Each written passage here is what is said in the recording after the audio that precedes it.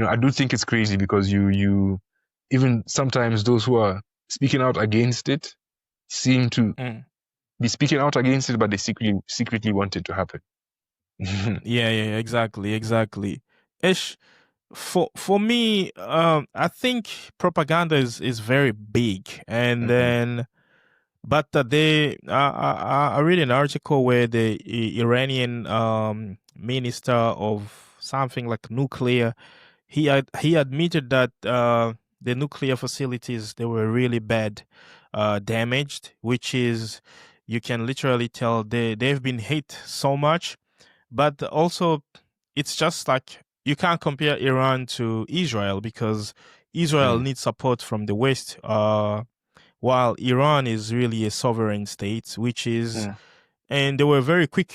The Americans, they were very quick because they knew Israel is gonna lose, because they lost actually, based on budget. They can't Mm. continue fighting Iran because they run out of money and they need money from America. So Mm. I don't know. What do you understand about that? I don't know. You can cut me if I'm wrong because that's what I've read. Mm. Mm. Well, I must say I don't know much about the money situation, but what I do know, for example, is that um so basically the situation is that America and a lot of the Western world, they don't want Iran to develop nuclear energy to the point where they can manufacture medicine, bombs and weapons.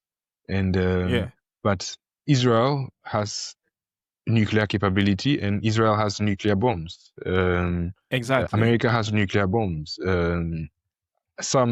Russia has nuclear bombs. So it seems like there are certain technologies that only a select few are trusted with those technologies. And if you even think about South Africa, for example, Denel, the Denel is an arms manufacturing company. It used to be a Yes. Yeah. state-owned institution. When apartheid ended, part of the agreement that was that Mandela made also was that South Yeah. Africa will not develop nuclear weapons. But the Afrikaners, when Yeah. they were in Yeah. power, they were developing nuclear weapons. So somehow the Afrikaners could be, according to the West, have more custody and be able to deal with the nuclear weapons better than maybe former terrorists, because Mandela was also seen as a terrorist, right? So a former terrorist Exactly. leader, who now has like nuclear weapons, so that whole, for me, that's one of the big questions for me. That why is it that some countries can be trusted with nuclear weapons and other Yeah. countries are, are not to be trusted with nuclear weapons? So that's what stands out for me with this whole Israel-Iran fight. Yeah. As for Africa, like it's actually very sad. We don't have any country with the biggest army that can representing us to the top of the world. Um, and also if you like the face atomic bomb that was Mm. the uranium that was used to bomb Nagasaki and Mm. Hiroshima came from Congo. So, Oh. and then Mm. yeah, I they didn't had know that. to. Mm. It's come from Congo. The mining called Shinkolobwe mining, which is Mm. located in the southeastern Congo in Katanga, but Mm. they had to dismantle everything after that, and Mm. then they took a big number of uranium, so I mean they can use it to their favor and Mm. stuff like that. But yeah, so I think it's all about keeping the power, and they don't want Africa just to have those certain power. Mm. This is the reason why they were after this guy of Burkina Faso, Ibrahim Traore, because now he signed a deal with Russians nuclear programs where he wants um, to develop some nuclear facilities in Burkina Faso and in Mali also. So that guy, they are after him. They are Yes, really yes, after him. yes. Did So you see that? Yes, I have, but also, the thing about Traore also, what I've noticed is that there's also a lot of fake news about him as well. Ghana is very close to Burkina Faso, and there are some Burkina Faso, citizens that Yeah. um, are not exactly happy with Traore. They are. I've been in. I know of certain people that can't even attend policy discussions, and they don't even want their names to be mentioned that they To be attended. mentioned. Yes, because they are afraid of persecution from Traore. Oh, oh, really? So Is he a dictator? so I don't know, and it's not for me to say, but I, Mm, I, I do think that when it comes to military regimes, mm, power, is political power is through the gun.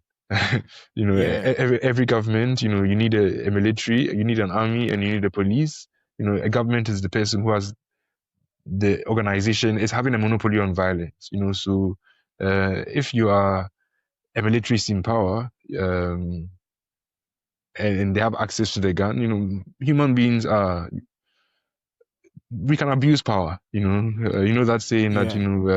absolute power corrupts absolutely. So I Mm, think there is as much as we are happy that yeah.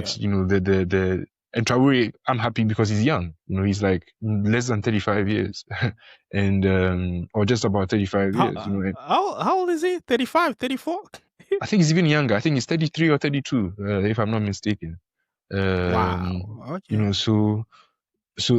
That's a good sign because Africa 65% of Africa is under the age of 35.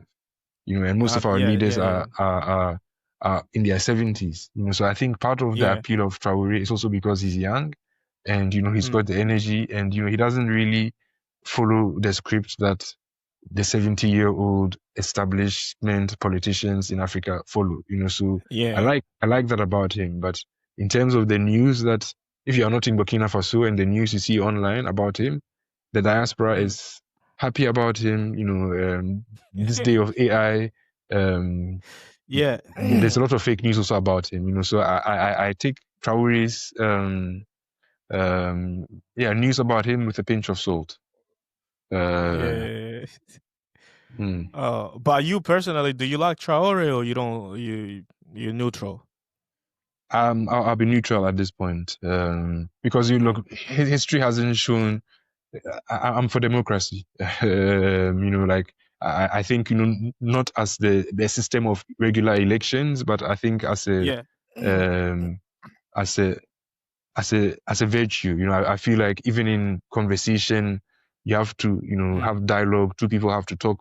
Where if it comes to governance, the the leader should say something, and they should also consult with the people that they are governing.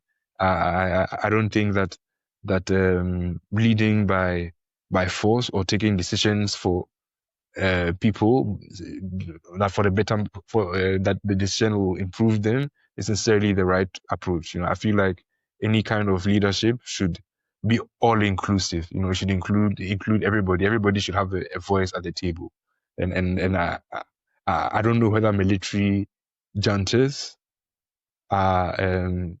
necessarily bring that. The military is usually they have a strong leader, and he backs orders and you follow the orders. I don't know whether that aligns with a democratic virtue or not. But you could also have benevolent military leaders. So how Traore ends up, I just hope that power doesn't corrupt him at some point, and he starts doing stuff. But also, even if you think about somebody like Kwame Nkrumah, it's only now that people don't even know that he was removed from power, also because of propaganda, and the Ghanaians that didn't want him at the time, protested against him at the time, were basically fed. We didn't have AI back then, but the American intelligence worked on them to basically say that, oh, the economy is hard because of Nkrumah's policies, etc. So they wanted him out.